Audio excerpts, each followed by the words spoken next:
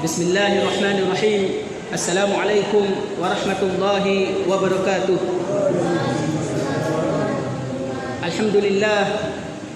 Alhamdulillahi rabbil alamin. Wassalatu wassalamu ala asyrafil anbiya'i wal mursalin wa ala alihi wa ashabihi ajma'in, amma ba'd.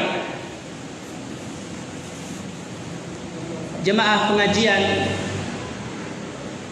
Masjid Al-Ikhlas Desa Cera, Kecamatan Belo, Kabupaten Bima, yang dimuliakan Allah Subhanahu wa taala. Alhamdulillah, pada kesempatan ini dari rumah Allah Subhanahu wa taala mengumpulkan kita di dalam rumahnya yang mulia ini. Dai tamwara di ada sigia ke alhamdulillah menjadi tamunya Allah Subhanahu wa taala. Kalau kita bertamu di rumah presiden, rasanya kita menjadi orang paling terhormat. Dan kita merasakan kebahagiaan yang sangat luar biasa sekali karena bisa bertamu di rumah presiden. Dan sekarang adalah kita datang bertamu di rumah yang telah menciptakan langit dan bumi, di rumah Allah yang telah memberikan rizki kepada kita, yang maha menghidupkan dan maha mematikan, di rumah Allah Subhanahu wa taala yang akan menghisab segala amal kita nanti di hari kiamat, yang memiliki neraka dan surga, yang maha mengazab dan maha memberi ampunan. Maka tentunya sebagai seorang yang beriman kepada Allah Subhanahu wa taala, kita harus merasa lebih terhormat bisa berada di rumahnya Allah Subhanahu wa taala. Belum lagi dalam sabda Rasulullah sallallahu alaihi wasallam, barang siapa yang datang di masjid dari masjid-masjidnya Allah Subhanahu wa taala, kemudian mereka mempelajari ayat-ayat Allah Subhanahu wa taala dan membaca ayat Allah Azza wa Jalla, maka dari Allah Subhanahu wa taala akan menurunkan di dalam jiwanya rasa tenang. Akan diturunkan rahmat. Akan dinaungi oleh para malaikat. Kemudian dimintakan ampun oleh para ahli langit, yaitu para malaikat Allah Subhanahu wa taala. Inilah kemuliaan kita semua yang berada di masjid Allah Subhanahu wa taala ini. Maka berbahagialah bagi kita yang telah berada di rumah Allah Azza wa Jalla dalam kegiatan yang mulia ini, dan ini merupakan kegiatan perdana kita, kegiatan yang sudah lama kita idam-idamkan, yang sudah lama kita cita-citakan, kita rindukan di desa kita yang tercinta ini, yaitu kegiatan pengajian.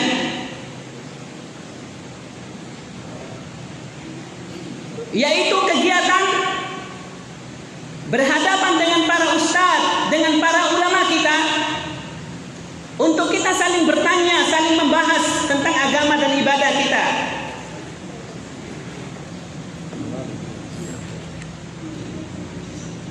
Dan insya Allah kami berharap kepada kita semua yang ada di Desa Cera yang tercinta ini, agar mulai sadar bahwasanya salah satu fungsi masjid yang paling besar adalah untuk mengumpulkan umat Muhammad SAW. Disinilah kita mengatur barisan kita, kekuatan kita sebagai kaum muslimin untuk menuju kejayaan Islam. Orang kafir sangat takut dengan keadaan seperti ini. Maka sebisa mungkin sedemikian rupa bagaimana generasi kita untuk dijauhkan dengan masjid, karena masjid adalah merupakan syiar yang paling besar dalam Islam. Di dalam masjid akan didirikan sholat 5 kali sehari semalam. Di dalam masjid akan diadakan pengajian-pengajian. Bahkan Rasulullah Shallallahu Alaihi Wasallam di dalam masjid akan mempersatukan umat, dan lebih dari itu lagi dalam masjid Rasulullah Shallallahu Alaihi Wasallam mengatur strategi jihad. Ini yang ditakutkan orang-orang kafir. Maka oleh karena itulah pesan kami juga pada semua para ustadz, para ulama yang ada di berbagai penjuru dunia, terutama kita semua yang ada di kota Bima ini, khususnya yang ada di Kecamatan Bedo, untuk membuka masjid Allah Subhanahu wa taala selebar-lebarnya. Mengajak umat Muhammad sallallahu alaihi wasallam untuk datang ke masjid Allah, meramaikan masjid Allah, kalau perlu datang tidur di masjid Allah. Baru seperti itulah nanti akan bisa kita betul-betul memfungsikan fungsi dan manfaat masjid itu sendiri. Baru kita bisa merasakan nikmatnya memiliki masjid yang besar. Insya Allah dengan itu semua, semoga Allah Subhanahu wa taala nanti akan membangunkan kita istana yang besar nanti di hari kiamat dalam surganya. Amin Allahumma amin ya rabbal alamin. Dikarenakan kita semua memuliakan masjid Allah. Kenikmatan yang sangat besar ini, wahai kaum muslimin yang dirahmati Allah Subhanahu wa taala. Dalam hadis Rasulullah sallallahu alaihi wasallam, salah satu dari 7 golongan yang akan dinaungi oleh Allah Subhanahu wa taala di hari kiamat, yang dimana pada saat itu tidak ada naungan kecuali naungan Allah, yaitu pemuda yang hatinya terikat dengan masjid. Seorang pemuda yang hatinya terikat dengan masjid. Maka para bapak, para ibu, kalau seandainya sayang dan cinta terhadap anaknya, cinta terhadap generasi kita, ayo ikat mereka dengan masjid. Jangan jauhkan jiwa mereka dengan masjid. Jadikan kerinduan mereka itu dengan masjid. Bagaimana sebentar saja tidak ke masjid, mereka rindu dengan masjid. Maka insya Allah kita akan memiliki anak atau generasi yang kita lahirkan nanti akan masuk ke dalam surga bersama kita. Tentu kalau seandainya kita mengajak anak-anak kita terlebih dahulu yang tua, yang akan membawanya, yang akan memulainya, mencontohkannya. Itulah kaum muslimin yang dirahmati Allah Subhanahu wa taala. Sungguh luar biasa sekali masjid Ucera ini, semakin hari semakin bagus. Maka saya sendiri sangat bersyukur kepada Itadoho, terutama para panitia, para ulama kami, para orang tua kami, para tokoh masyarakat, dan siapapun yang terlibat di dalam membangun masjid yang mulia ini akan mendapatkan pahalanya nanti di hari kiamat. Diberikan ganjaran oleh Allah Subhanahu wa taala. Nentau jadi one ramaki daika. Nentau jadi one ra usaha daika. Kau bisa ake amal inilah nanti yang akan mau menyelamatkan kita dari api neraka, yang akan mengantar kita ke dalam surga Allah Subhanahu wa taala. Oleh karena itu, wa usah sabar deh sabawani. Wa usah ikhlas wali. Kita akan tambah tingkatkan keikhlasan kita kepada Allah Subhanahu wa taala. Salawat dan salam kita haturkan kepada junjungan kita Nabi Muhammad sallallahu alaihi wasallam, Nabi akhirul zaman, khatimul anbiya, sayyidul mursalin. Nabi yang kita harapkan akan menyelamatkan kita nanti di hari kiamat, memberikan syafaatnya kepada kita semua. Tatkala kita dengan banyak dosa datang di hadapan Allah Subhanahu wa taala, kita meminta pertolongan siapa? Ibu kita, ternyata ibu kita malah tambah lari. Kita bertemu dengan ayah kita, ternyata ayah kita malah lari. Dulu ketika di dunia apapun yang kita minta tidak pernah ditolaknya, tapi kenapa pada hari ini mereka malah lari? Di mana pada hari itu nanti hari kiamat, sahabat karib kita tidak berguna. maka yang berguna adalah amal kita, dan kita berharap Rasulullah SAW akan memberikan syafaat kepada kita, dikarenakan pada kesempatan ini dan kesempatan-kesempatan selanjutnya kita menghidupkan sunnahnya yang mulia ini, yaitu pengajian dalam mengkaji ilmu-ilmu agama ini. Jemaah kajian Masjid Al-Ikhlas, Desa Cera, Kecamatan Belo, Kabupaten Bima yang dimuliakan Allah Subhanahu wa taala. Sewaktu Pol Madakaso membuka pembahasan pada sore hari ini, mumpung ini adalah kegiatan pertama kita, tidak apa-apa kita lebih menikmatinya dan lebih mengindahkannya. Pengajian yang seperti ini adalah otomatis akan didukung oleh semua elemen masyarakat. Tidak ada alasan bagi mereka untuk menolaknya, karena kita semua di sini adalah 100% Muslim. Dan insya Allah suatu saat nanti tidaklah mengapa kita akan mengundang sekali-sekali nanti dari MUI ayahanda kita Bapak Abdurrahim Haris atau staf-stafnya apabila beliau berhalangan. Maka insya Allah dengan datang dan hadirnya para ulama kita, tokoh-tokoh masyarakat yang ada di Bima ini akan lebih menyejukkan desa kita, akan lebih meramaikan, dan tentunya Allah akan lebih memberkahi. Kemudian kepada para panitia untuk konsisten dan istiqomah. Dan pada hakikatnya Lemada sendiri akan selalu siap kapan saja. Kita dah undang, kita dah pasang. Bahkan insya Allah kalau seandainya ada kegiatan di tempat lain, saya lebih akan cancel di tempat lain daripada di sini. Kita dah lebih utama dari yang lain. Karena memang pada hakikatnya Lemada Kaso khususnya kembali di sini adalah untuk kita, terutama untuk desa kita yang tercinta. Maka oleh karena itulah doa Itadoh Kaso, dukungan Itadoh berupa doa dan motivasi di dalam membangun rumah Quran yang tercinta itu, semoga Allah Subhanahu wa taala memudahkan. Lemada Kaso sangat membutuhkan dukungan itu dan doa Itadoh. Semoga Allah Subhanahu wa taala nanti di ba'da Ramadan sudah bisa kita nikmati semuanya. Anak-anak kita akan bawa ke sana.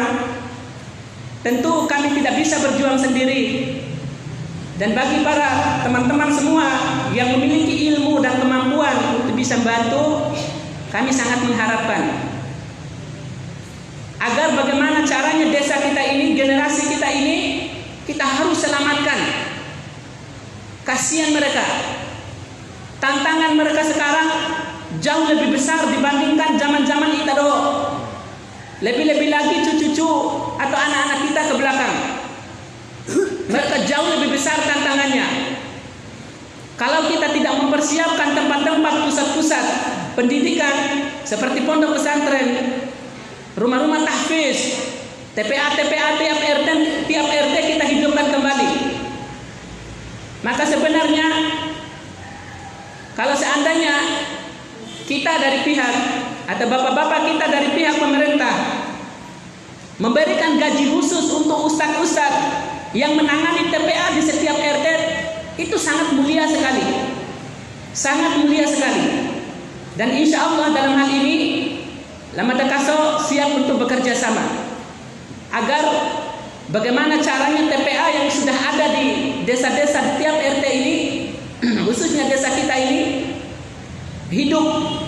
Dan anak-anak dan generasi kita saksikan setiap sore atau setiap jadwal yang sudah disepakati oleh setiap TPA, tempat waktu dan belajarnya itu indah, nyaman. Mereka kita tidak lihat sedang rokok, sedang kumpul-kumpul, melakukan perbuatan-perbuatan yang jauh dari agama, bahkan merusak moral mereka, merusak akidah mereka. Lebih enak kalau lihat generasi kita mereka berada di pondok pesantren, di TPA, di tempat pengajian seperti ini. Saatnya sholat, datang kumpulkan anak-anak kita. Tidak apa-apa di luar mereka ribut, nggak apa-apa. Itu adalah keadaan surga, itu seperti itu katanya. Anak-anak datang di masjid Allah Subhanahu wa taala, stoi loa benda hitam baik bade, pemahaman. Jangan mengusirnya, mengeluarkan kata-kata untuk anak-anak kita, kata-kata yang bagus, ditata rapi. Jangan sampai meluka hati generasi kita. Nah, usah iya adena, waktu kita cau nama ceci sigi kepere. Demate sendaita, cau ni maka buat sigi, cau ni ma isina, cau ni ma sembea kaina. Oleh karena itulah kaum muslimin yang dirahmati Allah Subhanahu wa taala, kita angkat judul ceramah pada kesempatan ini. Alhamdulillah sudah pada datang semua juga.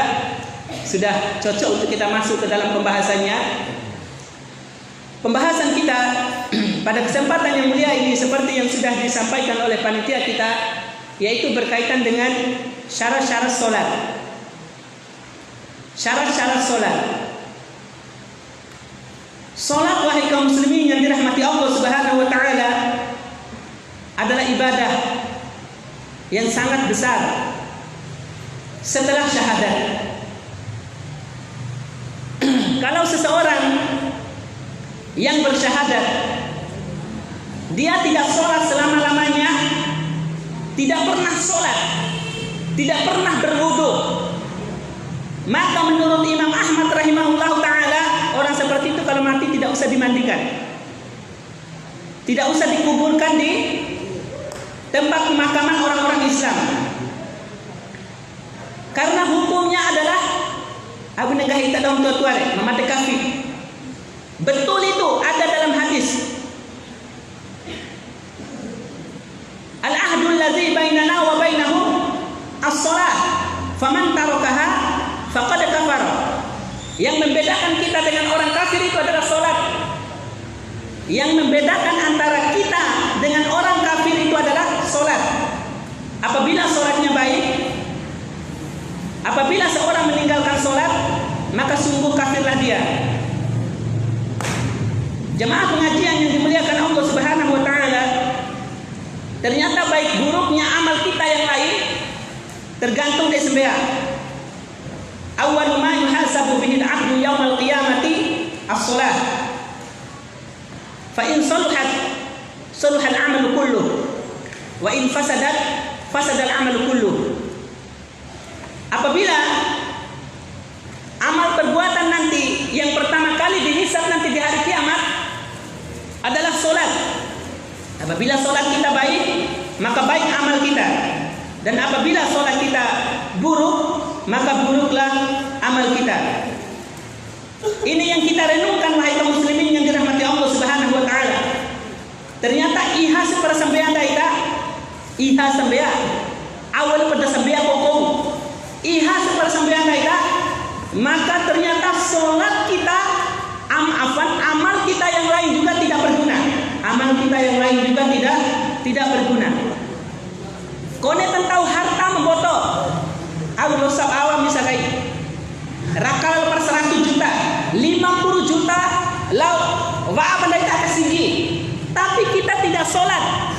Kita nanti mati mencari amal kita 50 juta tahu kasih gitonya, sedangkan di dunia kita tidak sholat. Watirahkan danda, watirahkan ngumpat. Karena orang gahin kepada Rasulullah sallallahu alaihi wasallam, segala amal tergantung sholat. Ede kaone jam seraan ramire, seraan amal mentahun lagi. Kaone kami semua hargai diri kita, hargai capeknya kita dalam melakukan perbuatan muamalah baik dengan manusia. Kalau kita tidak memiliki muamalah baik dengan Allah Subhanahu wa taala, maka ternyata segala muamalah kita dengan manusia tidak berguna. Semoga Allah Subhanahu wa taala mengampuni dosa kita semuanya. Semoga Allah Subhanahu wa taala memberikan ilham kepada semua keluarga kita, adik dan kakak kita, dan juga siapapun yang menjadi kerabat kita, diberi kesadaran oleh Allah Subhanahu wa taala agar mereka semua melaksanakan sholat. Memang tempuh sembahyang maka tami bau na au dermina re. Kone tomat tio na risore na kacay ko kambata. Alay, no inyo na ba. Au ale pananggahi podas dai. Lao tabi. Lao kesigi nai wal sambean no. Sekali itu pelawan makin to tidak bisa. Au dahu dari rumah lah. Rumah yang memiliki azab. Bukan teman yang mengomentari kita. Orang tak di ustaz boy. Orang tak di ustazah boy. Oh lalu kebelengan ustaz. Majalah tidak bilang ada sigi. Dan temannya yang mengomentari temannya seperti itu, yang membuat temannya akhirnya tidak jadi malu untuk pergi ke masjid, dia dosa jariah. Siapa nak ikut dosa deh? Seharusnya kalau kita melihat teman kita sholat, alaihi sambil aujab mau kita sambil kayak wah orang tupas ya doy, aku nak kita tupas jangan tuh kayak itu. Alhamdulillah siar luar biasa sekali. Dia aku nak kendakin jauh-jauh kayak itu, pun aku sadar. Seharusnya seperti itu yang kita lakukan. Maka oleh karena itulah kita lebih memperhatikan diri kita, baru keluarga kita, karena Allah Subhanahu wa taala berfirman, ya ayyuhallazina amanu qu anfusakum wa ahlikum naro. Dan tidak dibayangkan pendaita waktu persembahan otomatis dari coking wartai anak. Kone na horo asap dai, kone na horo asap dai tangwartai, waktu ngawan terima tingawan nanti eli dai tingawan kani. Bau na nanggahi titila pabere kone ita kisambea kau kisambea mada. Subhanallah. Ini adalah salah satu contoh yang sudah bukan menjadi rahasia umum lagi.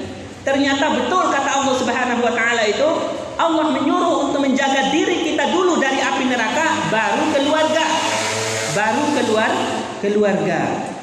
Semoga Allah Subhanahu wa taala merahmati kita semuanya. Kemudian untuk masalah sholat. Masalah sholat, syarat-syaratnya ada 9. Yang pertama adalah Islam. Yang pertama adalah Islam. Seorang yang kafir, dia belum bersyahadat, walaupun dia sholat, dia sudah mempelajari Islam, hadis-hadisnya dia tahu. Seperti orang yang masuk jurusan perbandingan agama itu kan, berbicara mereka mau mempelajari tentang ilmu teologi atau kristenologi atau mempelajari Islam, mempelajari Al-Quran, dia paham tentang sholat, dia bisa ngaji, bahkan lebih fasih ngajinya daripada kita orang Islam. Ini yang calon-calon pendeta itu. Kalau seandainya dia mencoba sholat tapi belum bersyahadat, dia belum Islam, sholatnya juga tidak diterima.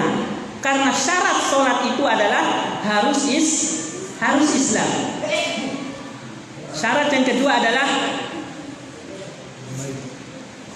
berakal. Yang kedua adalah berakal. Orang gila tidak memiliki akal, walaupun dia sholat, dia tidak diterima. Dan dia tidak diwajibkan untuk sholat. Dan dia tidak diwajibkan untuk sholat. Karena dalam hadis Rasulullah SAW, yarfa'ul aqlam ala salasi atau ala salasati. Allah mengangkat pena itu terhadap 3 golongan. Terhadap 3 golongan. Golongan yang terakhirnya itu adalah orang yang gila sampai dia sehat. Orang yang gila sampai dia sehat. Dan dari teman tahu aina patokan atau meringu. Aku sampai kan, kau nak meringu apa tisembiang? Di luar. Berarti mau asli meringu le. Jadi waktu luar patokan dong meringu. Karena orang yang gila itu adalah dong meringu kan wa'ura maafkan pada rumah Allah Subhanahu wa taala. Wa'ura maafkan pada rumah Allah Subhanahu wa taala. Syarat yang ketiga di dalam sholat adalah mumayyiz. Apa itu mumayyiz? Yaitu bisa membedakan antara yang halal dengan yang haram. Yang dimaksud dengan mumayyiz juga itu adalah baligh. Baligh. Orang yang sudah menggahindai bojone warmai balen. Warmai balen. Untuk masalah tanda-tanda anak kita, apakah sudah datang baliknya atau belum? Karena semua orang tua harus paham tentang masalah ini. Maklum kaitan lain masalah mai balen wana. Kaitan kewajibannya setelah dia datang baliknya. Makanya Allah menyuruh kita untuk menjadi orang tua agar memiliki tanggung jawab dari segala sisi, terutama dalam masalah sholat dan kewajiban kita kepada Allah Subhanahu wa taala yang lain. Maklum dasar mai balen anak mereka harus ditekankan untuk melaksanakan sholat, untuk melaksanakan puasa, untuk meninggalkan hal-hal yang haram. Kalau seandainya dia masih melakukan, dosanya sudah mulai ditulis. Dosanya sudah mulai ditulis. Makanya dalam yang pertama itu as-sobiyun hatta yahtalim. Anak-anak bayi sampai dia itu berbaligh. Itu yahtalim. Mumayyiz, bisa membedakan yang hak dan yang batil. Yang dimaksud juga dengan mumayyiz di sini adalah, yang dimaksud dengan mumayyiz di sini, dia bisa membedakan antara hukum-hukum dalam sholat. Karena berarti kalau seandainya kita dalam sholat itu kita tidak tahu hukum, tidak mengetahui ilmu tentang sholat, banyak akan kita melakukan kesalahan, jatuh di dalam kesalahan tersebut. Oleh karena itu ilmu juga itu sangat perlu sekali untuk kita ketahui agar kita menjadi orang yang mumayyiz. Akhirnya tahu atau wati. Kemudian poda cara sembayare. Karena banyak juga orang yang sholat itu, contohnya saja mohon maaf, seperti dalam hadis Rasulullah SAW, kalau seandainya kita tidak tahu gerakan sholat, kapan kita harus bergerak ketika sholat, ternyata nanti di hari kiamat orang yang suka mendahului imam itu akan dirubah wajahnya seperti wajah keledai. Akan dirubah bentuknya seperti bentuk keledai. Bentuk keledai. Enggak imam Allahu Akbar warulus ya. Warul. Atau misalnya tidak ada tumakninanya. Dalam sholat tidak ada tumakninanya. Seperti orang Arab Badui datang ke Rasulullah SAW sholat, cepat sekali sholatnya. Allahu Akbar. Allahu Akbar. Selesai. Datang salam kepada Rasulullah SAW. Kata Rasulullah, kembalilah kamu irji' fasolli fa innaka lam tusolli. Sholatlah, sesungguhnya kamu belum sholat. Nah, itu kalau tak punya ilmu. Ternyata kalau terlalu roci sampai anda itu, tidak sah sholat kita. Itu disebabkan kita tidak memiliki ilmunya, sehingga kita tidak mengetahui mana yang baik dan mana yang buruk. Ayo mulai daun saudi, au sampai roci kai. Nah, au jalur ke roci, nau sempurna ba sampai. Kone do marai kana narai concol sempurna ba anda di roci kuraina. Kone do matunti sempurna ba anda di roci ketuntina.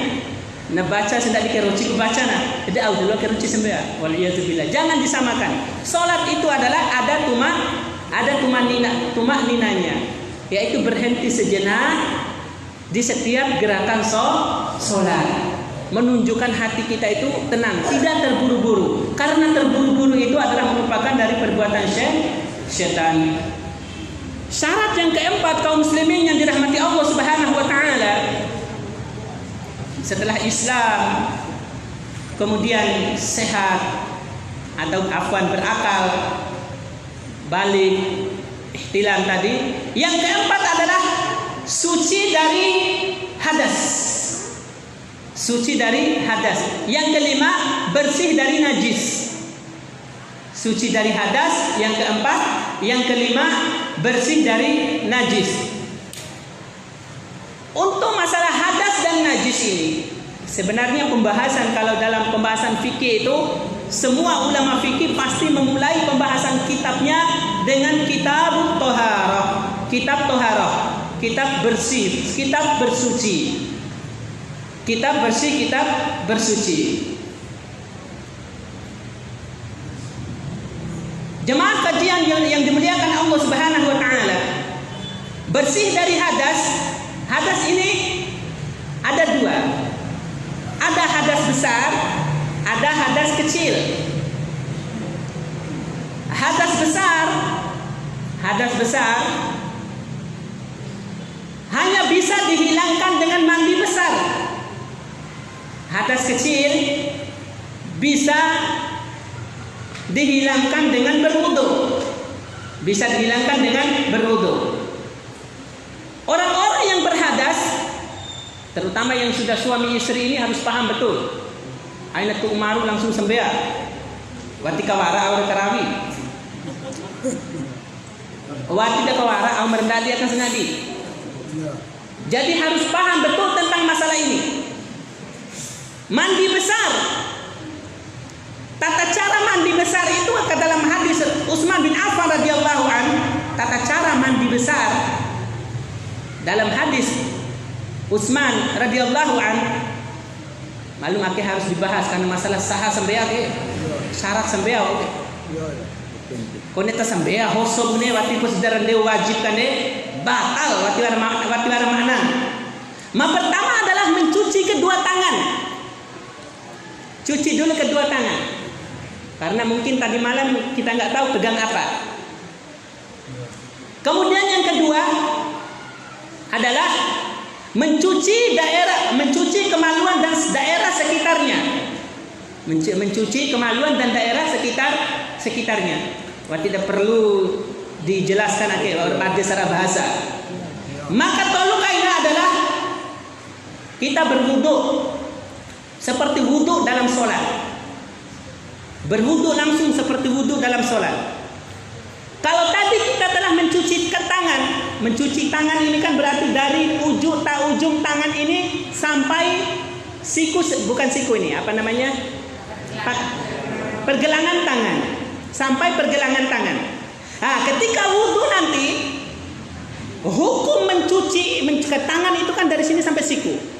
Nah, ketika dalam wudu ada mencuci tangan. Ini banyak orang yang lalai di sini karena dia sudah merasa tadi sudah mencuci kedua tangannya, ujung tangan sampai pergelangan, maka dia tidak perlu lagi untuk mencuci ini secara baik. Enggak. Nanti kita akan kena azab nanti di hari kiamat wa'iyadzubillah. Karena kata Rasulullah sallallahu alaihi wasallam, "Wailul lil aqabi minan nar." Celakalah bagi tumit-tumit yang tidak terbasuh akan diazab dalam api neraka.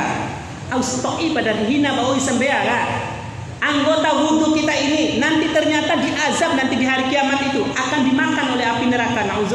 Nauzubillah. Oleh karena itu kita harus paham betul. Jadi ketika mencuci kedua tangan, kita cuci dari ujung ini sampai siku. Kalau Abu Hurairah itu sampai di atas sininya. Sampai hampir di atas ketiak. Itu namanya isbagul wudu. Isbagul wudu itu kan cewi ada lihat sembeah. Au sebagai kehati-hatian.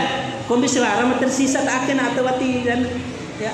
Maka oleh karena itu ketika mencuci tangan itu kalau bisa diputar-putar begini. Sikut, putar-putar, serah. Kita yakin betul kalau air itu sudah sampai ke anggota wudu kita. Setelah kita berwudu seperti wudu sholat, ada namanya tahlil. Tahlil itu tahlil itu saya coba buka peci sebentar. Ambil air, sudah ambil airnya, buang, kemudian masukkan jari-jari ini ke rambut. Baik laki-laki ataupun perempuan, sama saja, tidak ada perbedaan antara laki-laki perempuan di dalam masalah mandi wajib. Itu tahlil, memasukkan jari-jari ke dalam sela-sela rambut.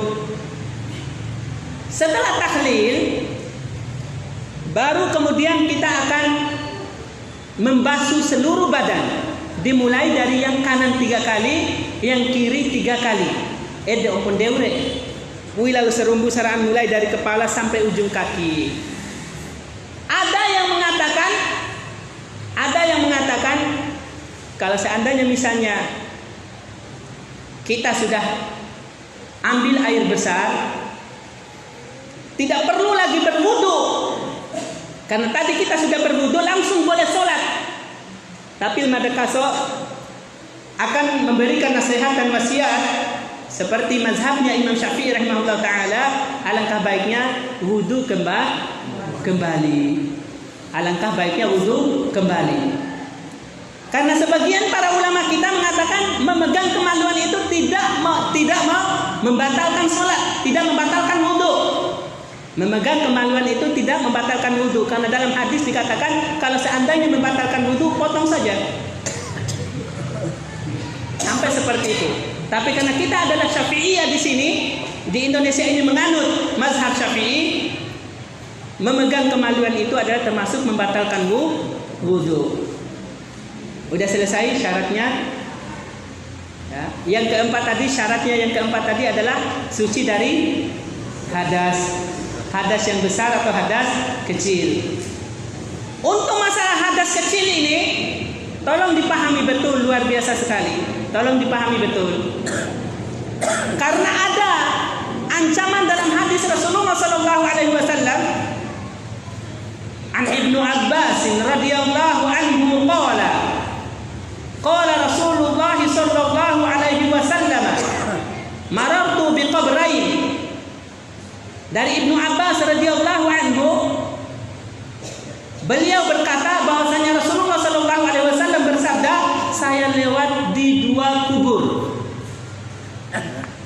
Bunyi lampana, relampas saya dua kuburan, dan mendengarkan di dalam kuburan itu mereka semuanya sedang diazab oleh Allah Subhanahu wa taala.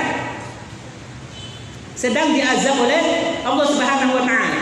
Kemudian Rasulullah bertanya kepada malaikat Jibril, kenapa itu? Yang satunya dikarenakan dia nelosa sedi umanaka nuntuk ihadu. Lau sebarkan aib do, sebarkan rahasia do. Wati warama tahu menurut sia, iha sara ala doga. Wati lona ringa ngangon ari do, auga. Naka waktu lalu sia. Nauzubillah. Bahkan mohon maaf nala sodi danda kone tewu bongilengan. Wati lona tewe aulengan naka sodi, aude ade tewe. Hanu ake main dia justo. Sepori je ade sera, harus didata. Mungkin dia wakilnya Rokib dan Atib. Subhanallah. Malum ake tabi arasa wa usran wa mamadakas wake vi ipukarawi edere aina demi lao.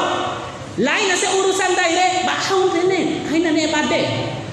Kecuali kalau seandainya ada orang yang minta fatwa bertanya kepada kita, tanyakan, dan itu pun seorang ustaz tidak boleh langsung menjawab dengan atas nama, harus jawabannya secara umum. Dan itu yang kami lakukan dimanapun dan terhadap siapapun, karena itu adalah adab.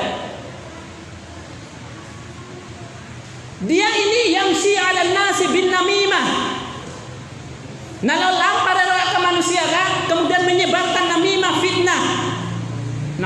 Na'udzubillah. Kemudian yang kedua kata malaikat, yang satunya itu dia tidak memperhatikan air kencingnya. Dia tidak memperhatikan air kencingnya. Kaitan dengan sholat, ini masalah kencing ini. Ini hadas. Kaitan dengan sholat. Mohon maaf, kita kadang-kadang merasakan orang yang kencing itu, ya, ada saja yang tertinggal sedikit.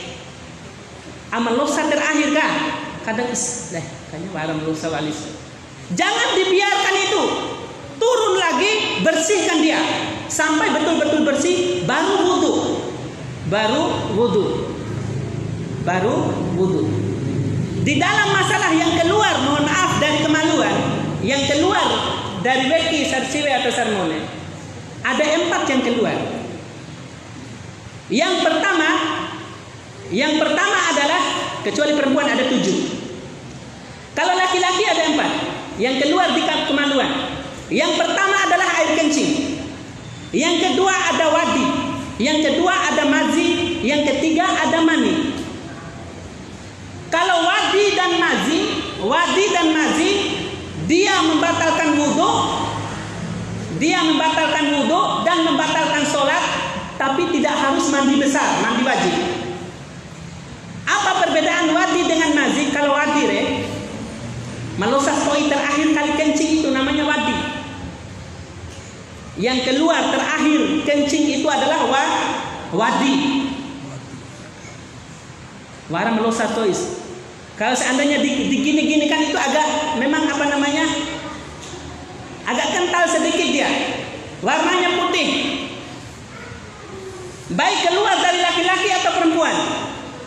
Maka pada saat itu wudunya batal. Segera ambil wudu. Sucikan dulu karena itu termasuk hadas. Kalau mazi dia keluar biasanya karena terlalu panas dan terlalu dingin. Awipi usi poda mengadika warna-warna pemlosare. Itu namanya mazi. Dan dia keluarnya lebih banyak sedikit daripada wadi. Lebih banyak sedikit daripada wadi. Mboto. Waras mboto daripada wadi. Bahasa Bojon. Waras mboto daripada wadi. Kalau mani, mohon maaf kalau mazi juga itu adalah bisa karena pandangan. Laki-laki cantik. Enggak ada laki-laki cantik. Perempuan cantik, kata laki-laki. Dan dia tidak bisa memandang, dia tidak bisa menghalangi pandangannya, menjaga pandangannya masuk ke hati sampai dia keluar mazinya. Berarti sehat sekali dia. Atau sebaliknya, perempuan begitu. Kalau mani adalah yang keluar ketika seorang ihtilam, tanda baliknya.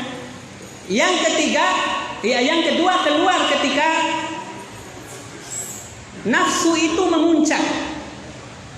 Nafsu itu memuncak dan keluarnya banyak. Itulah yang disebut dengan mani. Dan dari mani inilah terciptanya manusia. Kita semua ini tercipta dari mani ini. Dan mani ini airnya suci dia, tidak najis.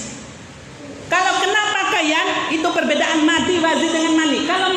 Kalau kena pakaian, maka pakaian kita boleh-boleh saja. Karena ketika Aisyah radhiyallahu anha melihat bekas mani Rasulullah sallallahu alaihi wasallam, hanya dikorek-korek pakai kukunya saja. Dikorek-korek, udah selesai. Itu boleh dipakai lagi ya Rasulullah. Dipakai lagi sama Rasulullah kemudian pergi sholat. Menunjukkan bahwasanya mani itu adalah suci. Mani itu suci.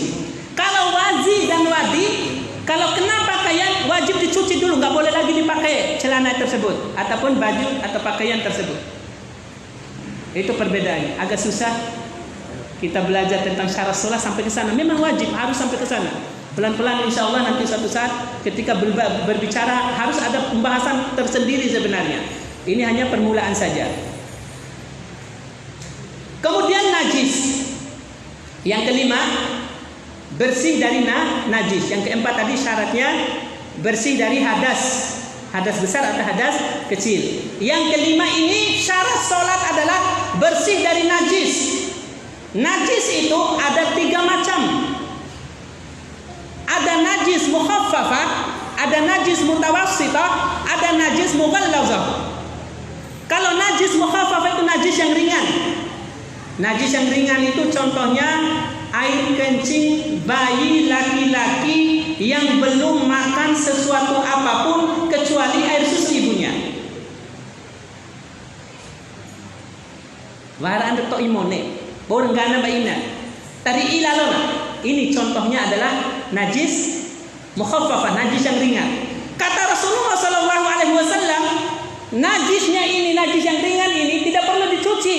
Cukup ambil air, dipercikkan saja. Ambil air, dipercikkan saja.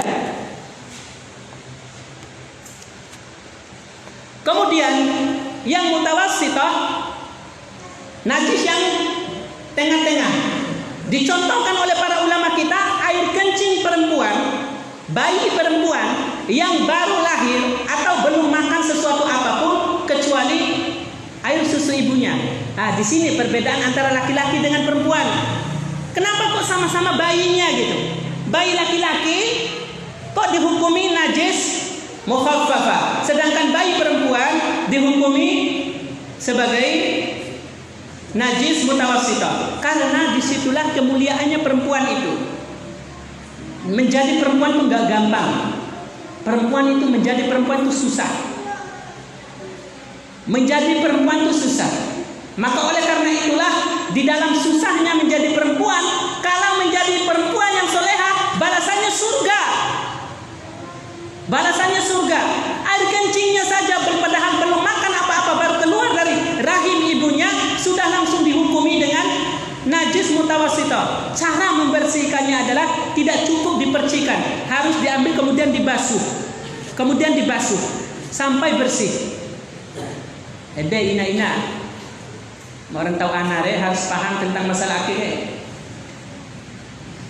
Kaitannya nanti juga adalah dengan bapak-bapak soleh yang suka main dengan anak-anaknya.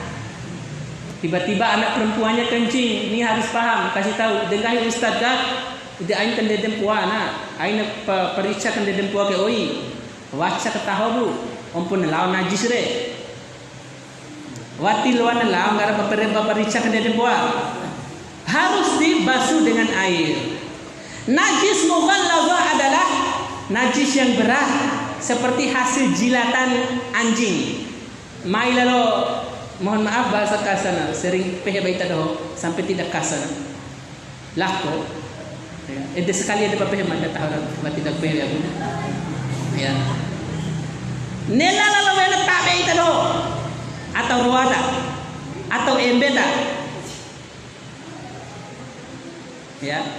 Maka cara membersihkannya adalah harus dengan dibersihkan. Ada dua cara ini. Ada yang mengatakan 7 kali dengan air pakai tanah, 7 kali dengan air biasa. Air yang ke-8-nya adalah dengan biturab, air yang dicampuri tanah. Saratu ngaran bahasa Bojo.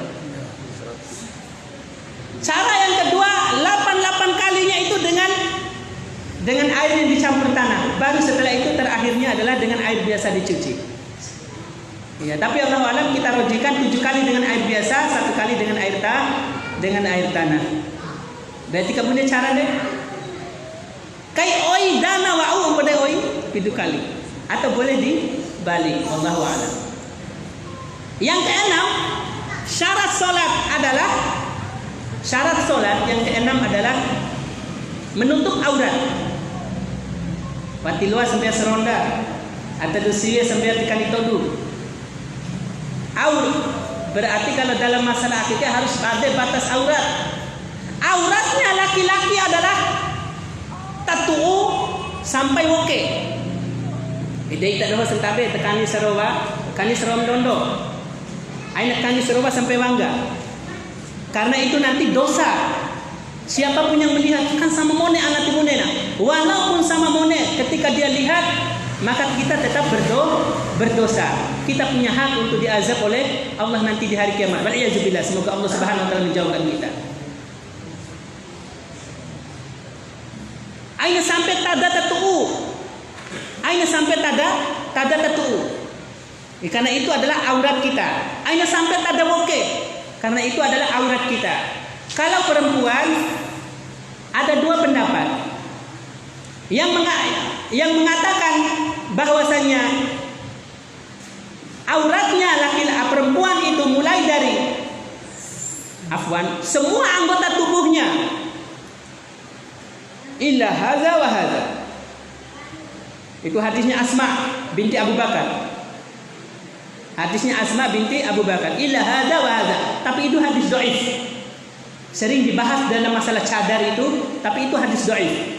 Dan untuk kejelasan masalah dhaifnya kita tidak akan jelaskan di sini, terlalu panjang nanti. Kita sampai magari sama kontakin lagi pula.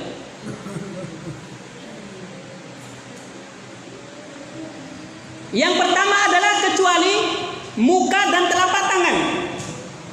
Telapak tangan ya. Mohon maaf, telapak tangan. Tolong dipahami, telapak tangan.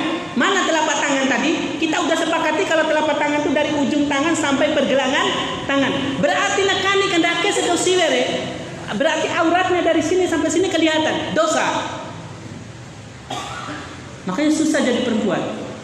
Tapi kalau menjaga auratnya, maka insya Allah nanti akan dijaga oleh Allah Subhanahu wa taala dari api neraka. Ada yang kedua adalah yaitu Semuanya adalah aurat. Tidak ada kecualinya. Tidak ada kecualinya. Kecuali bola mata. Kecuali bola mata. Di sini pun ada perbedaan para ulama masalah bola mata. Apakah aurat atau tidak bagi perempuan?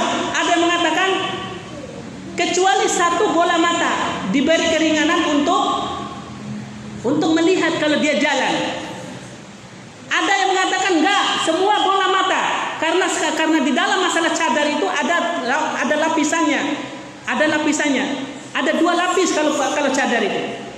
Ada lapis pertamanya yang memperlihatkan kedua bola mata, kemudian ada lagi kalau ditutup itu terlindungi semuanya. Nanti kalau di sini dibilang teroris, orang kafir sudah berhasil menggerogoti akal kita ini. Melihat orang yang digambarkan sebagai wanita soleha langsung digambarkan jadi teroris, luar biasa sekali. Luar biasa. Sedangkan mereka di sana enak sekali membantai saudara kita. Nak kedi saudara mereka. Tepung main lalu pesawat tempur mereka itu menghujaminya dengan bom itu. Gak ada yang ngomong itu teroris. Gak ada. Dan belum pernah ada satu kasus pun yang dinobatkan sebagai teroris kalau pelakunya itu adalah orang kafir. Gak ada. Karena teroris itu hanya untuk orang Islam. Kecuali mada, ibu nih. Ini masalah aurat. Maka oleh karena itulah kata Allah Subhanahu wa taala dalam Al-Qur'annya, "Khudzu zinatakum 'inda kulli masjid."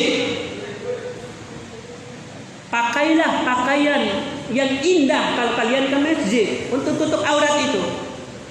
Sudah keberapa tadi? Syaratnya 6. Yang ketujuh adalah sudah masuk waktunya. Sudah masuk waktunya. Pada berurut Muhammad. Inna sholata kanat 'alal mu'minina kitaban mawquta. Sesungguhnya salat bagi orang yang beriman itu adalah sudah ditentukan waktunya.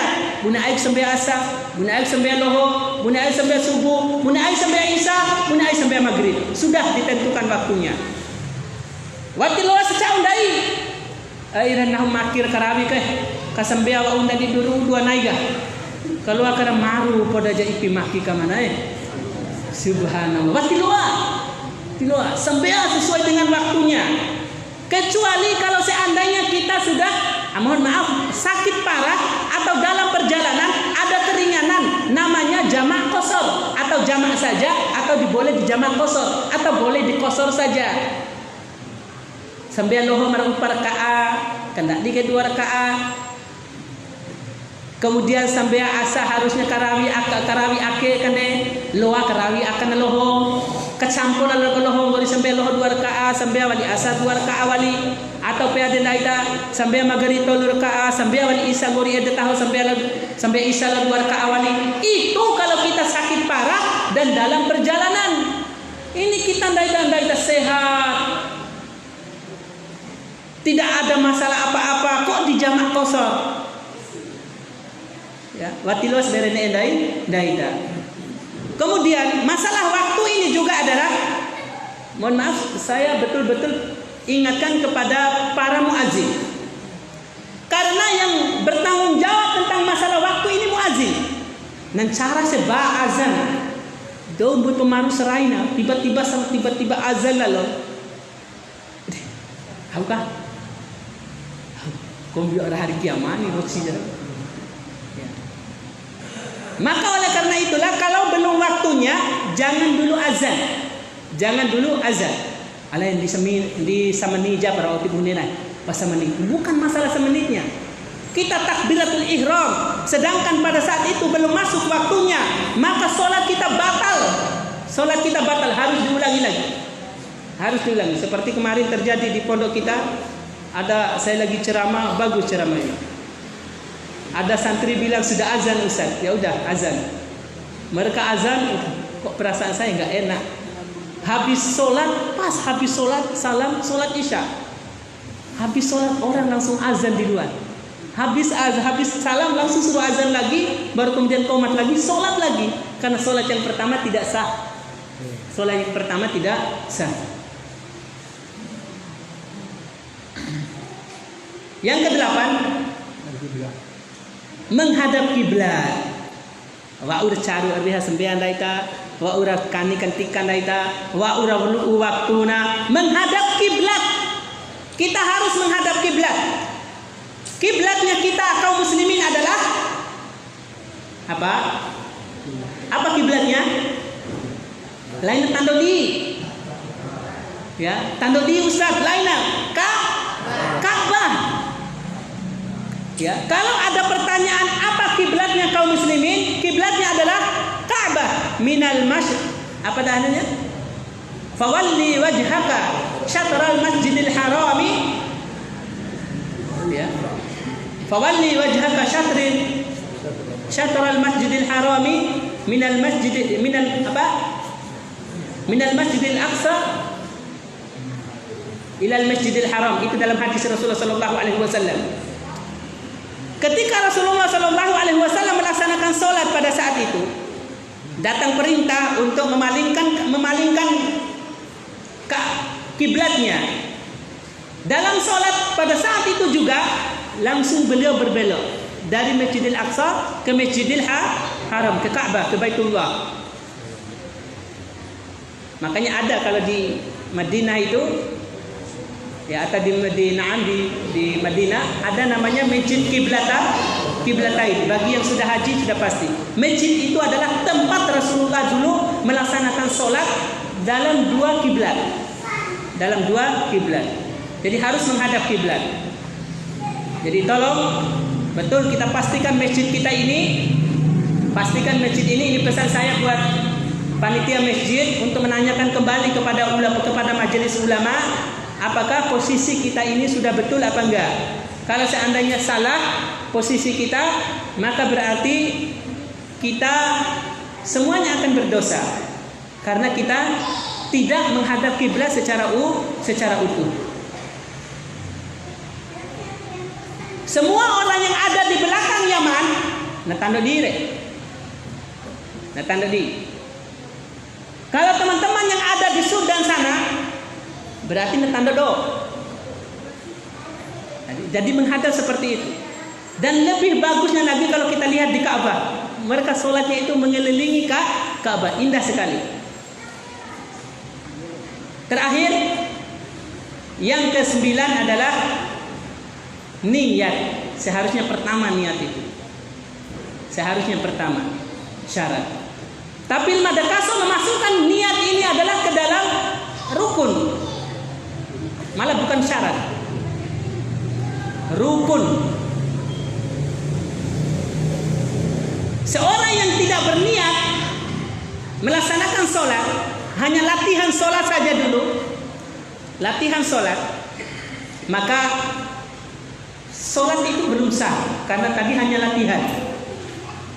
Dan yang membedakan antara sholat yang satu dengan sholat yang lain juga adalah niat. Contohnya sholat subuh dengan sholat sunnah fajar, sama-sama 2 rakaat, sama-sama gerakannya sama, kemudian bacaannya juga sama. Tapi yang membedakan adalah sholat yang pertama adalah untuk sunnah fajar, sholat yang kedua adalah untuk subuh. Kalau sholat sunnah fajar terakhir sebelum ada tutup, ain sampai 2 rakaat sebelum subuh ngori akhir tak sampai. Sholat sunnah 2 rakaat sebelum fajar atau sebelum sholat subuh, maksudnya sholat sunnah fajar itu lebih baik daripada dunia dan seisinya. Ada luar biasa nih seraka dunia lo isi lalu bala cukup sampai 2 rakaat ketika sebelum subuh itu, sebelum sholat subuh maksudnya, sebelum sholat subuh. Maka insya Allah setelah kita tahu hukum ini, jangan lagi tinggalkan sholat subuh kita, jangan lagi tinggalkan sholat sunnah fajar kita, lebih-lebih sholat subuh kita. Kalau sholat sunnahnya saja pahalanya dunia dan seisinya bahkan lebih baik ya daripada dunia dan seisinya, bagaimana dengan sholat subuhnya asli? Dan kalau kita mau tahu apakah kita adalah orang munafik atau tidak, maka lihat sholat subuh kita. Kalau kita malas bangun berarti kita masih jadi orang munafik. Padahal nauzubillah sering Muhammad Kasar sampaikan salah satu pengikut dari Dajjal itu adalah yang dia memiliki dalam hatinya itu ada sifat kemunafikan, waliyadzubillah. Ini saja kajian kita pada sore hari ini. Alhamdulillah sudah paham semua tentang masalah syarat-syarat solat.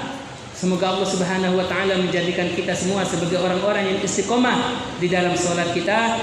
Barakallahu fikum. Insyaallah kita kasih kesempatan satu atau dua untuk bertanya. Satu dari bapak-bapak, yang satu lagi dari ibu-ibu. Wassalamualaikum warahmatullahi wabarakatuh. Sebentar beda.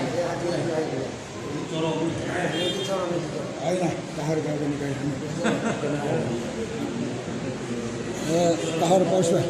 Kiringnya bang kalai. Pahan pembahan lain pada. Oh iya. Lain dehan. Assalamualaikum warahmatullahi wabarakatuh. Mada warab sebuah. Namira sol oi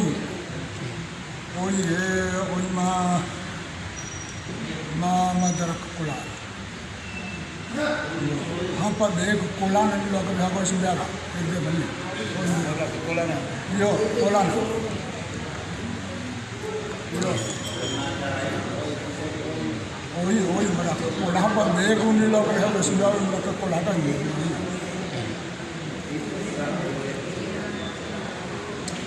Ada lagi satu lagi. Assalamualaikum warahmatullahi wabarakatuh. Waalaikumsalam. Ya. Boleh maju Ustaz? Ya. Ya, ahora estoy.